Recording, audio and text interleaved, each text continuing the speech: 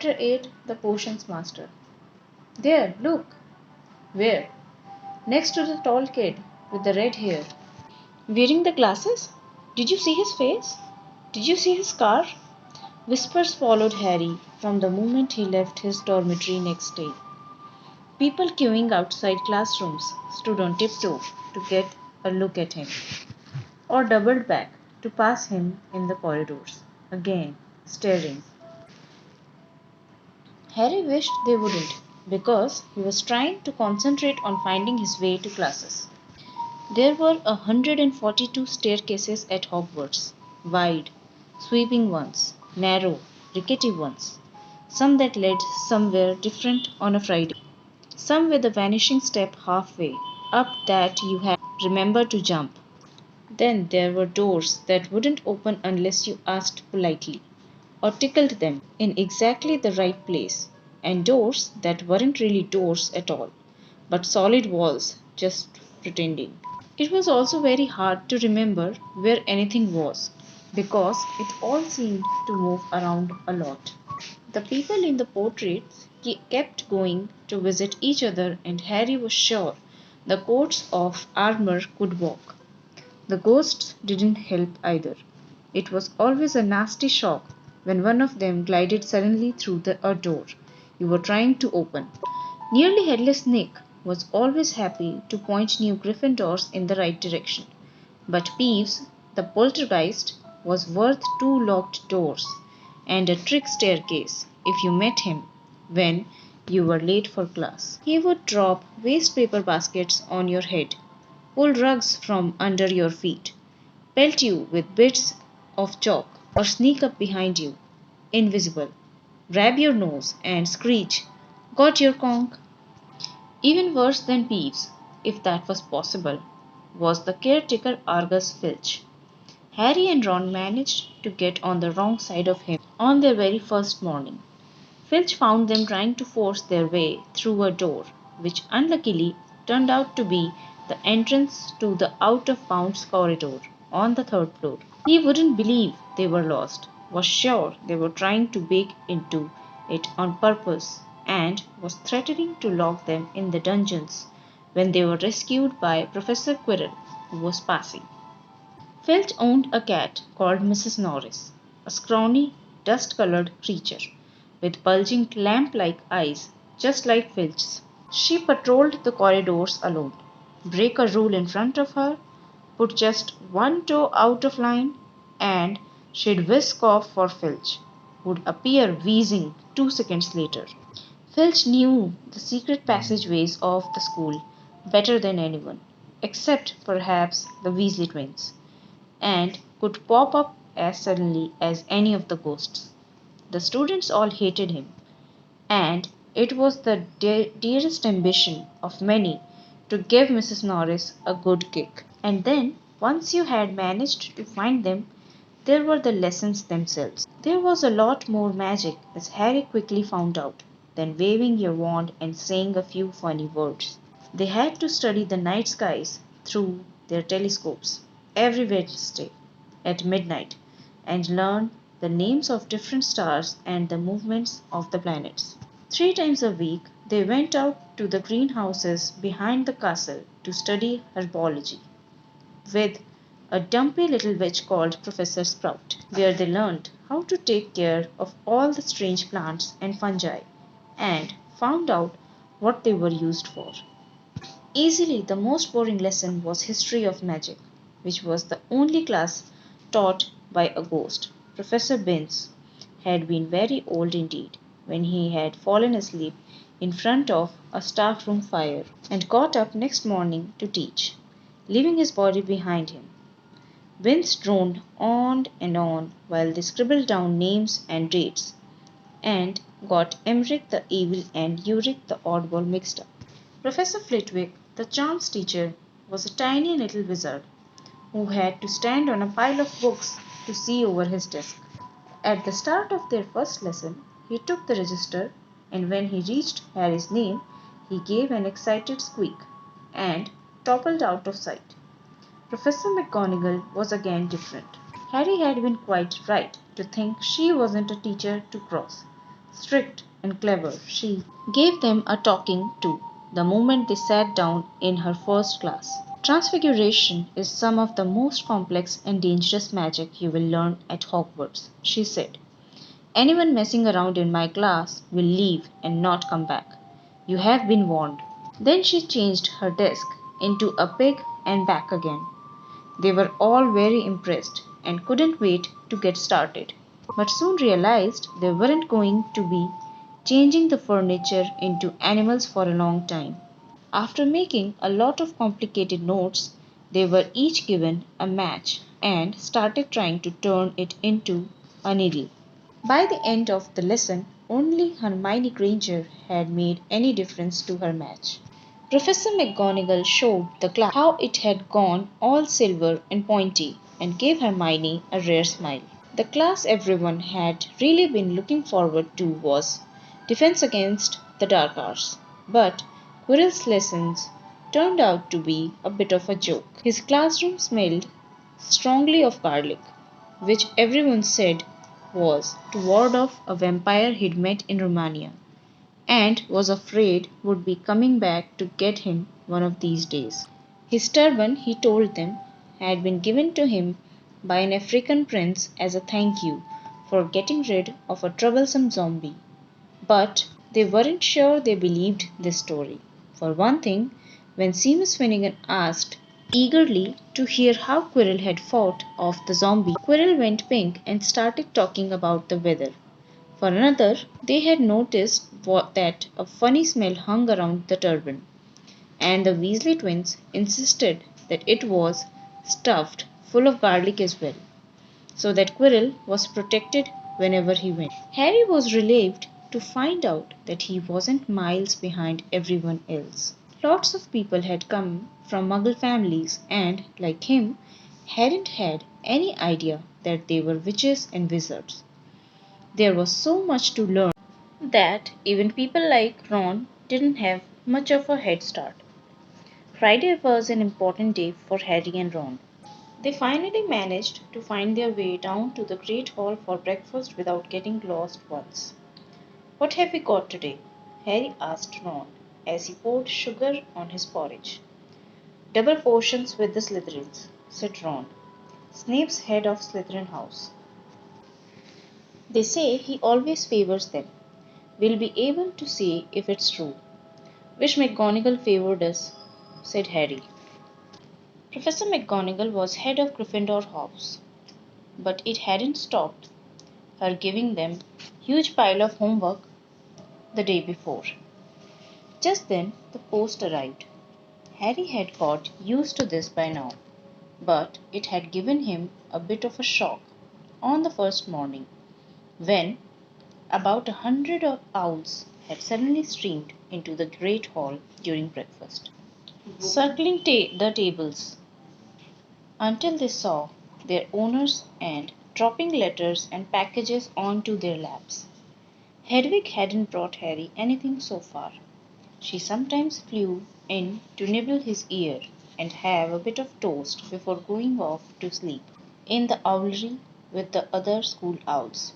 This morning, however, she fluttered down between the marmalade and the sugar bowl and dropped a note onto Harry's plate. Harry tore it open at once. Dear Harry, it said in a very untidy scrawl, I know you get Friday afternoons off, so would you like to come and have a cup of tea with me around 3? I want to hear all about your first week. Send us an answer back with Hedwig. Hagrid. Harry borrowed Ron's quill, scribbled, Yes, please. See you later on the back of the note, and said Hedwig off again. It was lucky that Harry had tea with Hagrid forward to, because the potions lesson turned out to be the worst thing that had happened to him so far. At the start of term banquet, Harry had got the idea that Professor Snape disliked him. By the end of the first potions lesson, he knew he'd been wrong. Snape didn't dislike Harry, he hated him. Potions lessons took place down in one of the dungeons. It was colder here than up in the main castle, and would have been quite creepy enough without the pickled animals floating in glass jars all around the walls. Snape, like Flitwick, started the class by taking the register and, like Flitwick, he paused at Harry's name. Ah, yes, he said softly. Harry Potter, our new celebrity. Draco Malfoy and his friends, Crabbe and Goyle, sniggered behind their hands. Snape finished calling the names and looked up at the class. His eyes were black, like Hagrid's, but they had been none of the Hagrid's warmth. They were cold and empty, and made you think of dark tunnels. You are here to learn the subtle science and exact art of potion making, he began. He spoke in barely more than a whisper, but they caught every word. Like Professor McGonagall, Snape had the gift of keeping a class silent without effort. As there is little foolish wand waving here, many of you will hardly believe this is magic. I don't expect you will really understand the beauty of the softly simmering cauldron with its shimmering fumes, the delicate power of liquids that creep through human veins, bewitching the mind, ensnaring the senses. I can teach you how to bottle fame, brew glory, even stopper death, if you aren't as big a bunch of dunderheads as I usually have to teach. More silence followed this little speech. Harry and Ron exchanged looks with raised eyebrows. Hermione Granger was on the edge of her seat and looked desperate to start proving that she wasn't a dunderhead. Potter, said Snape suddenly, what would I get if I added powdered root of asphodel to an infusion of wormwood? Powdered root of what? To an infusion of what? Harry glanced at Ron, who looked as stumped as he was. Hermione's hand had shot into the air. I don't know, sir, said Harry. Snape's lips curled into a sneer. Tit tit. Fame clearly isn't everything. He ignored Hermione's hand. Let's try again. Potter, where would you look if I told you to find me a bezoar? Hermione stretched her hand as high into the air as it would go without her leaving her seat. But Harry didn't have the faintest idea what a bezoar was. He tried not to look at Malfoy, Crabbe, and Goyle, who were shaking with laughter. I don't know, sir. Thought you wouldn't open a book before coming, Miss Potter? Harry forced himself to keep looking straight into those cold eyes. He had looked through his books at the Dursleys, but did Snape expect him to remember everything in 1,000 magical herbs of fungi? Snape was still ignoring Hermione's quivering hand. What is the difference, Potter, between Monkshood and Wolfsbane? At this, Hermione stood up, her hand stretching towards the dungeon ceiling. I don't know, said Harry quietly. I think Hermione does, though. Why don't you try her? A few people laughed. Harry caught Seamus's eyes, and Seamus winked. Snape, however, was not pleased. Sit down, he snapped at Hermione. For your information, Potter, asphodel and wormwood make a sleeping potion, so powerful it is known as the draught of living death. A bezoar is a stone taken from the stomach of a goat, and it will save you from most poisons. As for monkshood and wolfsbane, they are the same plant, which also goes by the name of aconite. Well, why aren't you all copying that down? There was sudden rummaging for quills and parchment. Over the noise, Snape said, and a point will be taken from Gryffindor house for your cheek, Potter. Things didn't improve for the Gryffindors as the potions lesson continued.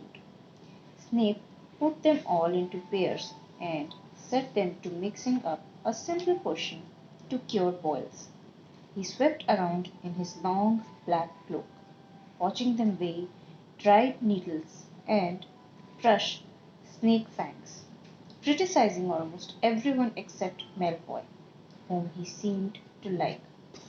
He was just telling everyone to look at the perfect way Malfoy had stewed his horned slugs, when clouds of acid green smoke and a loud hissing filled the dungeon. Neville had somehow managed to melt Seamus's cauldron into a twisted blob, and their potion was seeping across the stone floor, burning holes in the people's shoes.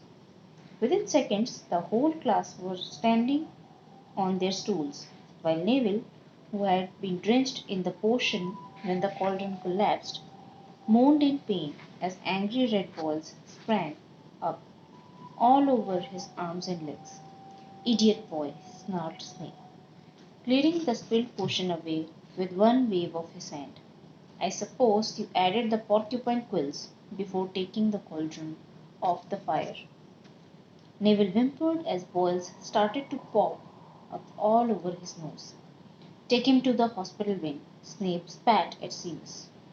Then he rounded on Harry and Ron, who had been working next to Neville. You, Potter, why didn't you tell him not to add the quills? Thought he'd make you look good if he got it wrong, did you? That's another point you've lost for Gryffindor. This was so unfair that Harry opened his mouth to argue, but Ron kicked him behind their cauldron. Don't push it, he muttered. I've heard Snape can turn very nasty. As they climbed the steps out of the dungeon an hour later, Harry's mind was racing and his spirits were low. He'd lost 2 points for Gryffindor in his very first week. Why did Snape hate him so much? Cheer up, said Ron. Snape's always taken points off Fred and George. Can I come and meet Hagrid with you? At 5 to 3 they left the castle and made their way across the grounds. Hagrid lived in a small wooden house on the edge of the Forbidden Forest. A crossbow and a pair of galoshes were outside the front door. When Harry knocked, they heard a frantic scrabbling from inside and several grooming barks. Then Hagrid's voice rang out, saying, Back, Fang, back! Hagrid's big hairy face appeared in the crack as he pulled the door open. Hang on, he said. Back, Fang! He led them in, struggling to keep a hold on the collar of an enormous black boarhound. There was only one room inside. Hams and raisins were hanging from the ceiling. A copper kettle was boiling on the open fire, and in a corner stood a massive bed with a patchwork quilt over it. Make yourselves at home, said Hagrid, letting go of Fang, who bounded straight at Ron and started licking his ears. Like Hagrid, Fang was clearly not as fierce as he looked. This is Ron, Harry told Hagrid, who was pouring boiling water into a large teapot and putting rock cakes onto a plate. Another Weasley, eh? Said Hagrid, glancing at Ron's freckles. I spent half me life chasing your twin brothers away from the forest. The rock cakes almost broke their teeth, but Harry and Ron pretended to be enjoying them as they told Hagrid all about their first lessons. Fang rested his head on Harry's knee and drooled all over his robes. Harry and Ron were delighted to hear Hagrid call Filch that old kid. And as for that cat, Mrs. Norris, I'd like to introduce her to Fang sometime. Do you know, every time I go up to the school, she follows me everywhere. Can't get rid of her. Filch puts her up to it. Harry told Hagrid about Snape's lessons. Hagrid, like Ron, told Harry not to worry about it. That Snape liked hardly any of the students, but he seemed to really hate me. Rubbish, said Hagrid.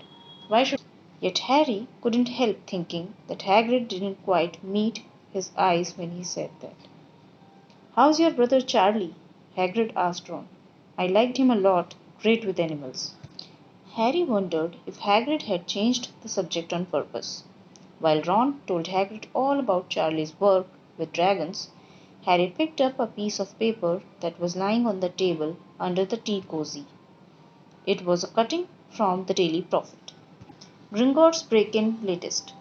Investigations continue into the break-in at Gringotts on 31st July, widely believed to be the work of dark wizards or witches unknown.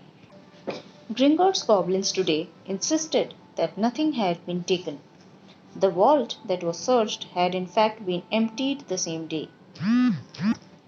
But we are not telling you what was in there, so keep your noses out of if you know what's good for you, said a Gringotts spokesgoblin after this afternoon.